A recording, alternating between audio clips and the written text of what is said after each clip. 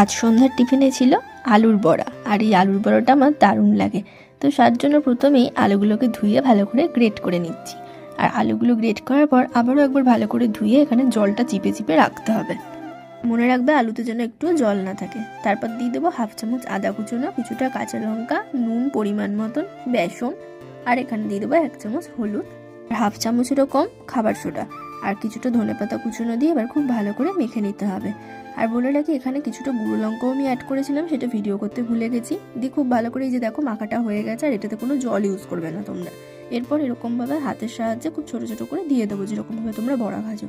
দিয়ে কড়াইতে দিয়ে তারপরে ভাজা থাকলেই আমাদের রেডি আলুর বড়া। আর সন্ধ্যার টিফিনে এটা মুড়ি দিয়ে খাও কি শুধু খাও, দারুণ লাগবে কিন্তু খেতে। সস দিয়েও খেতে পারো, শুধুও খেতে পারো, বা মুড়ির সাথেও মেখে খেতে পারো।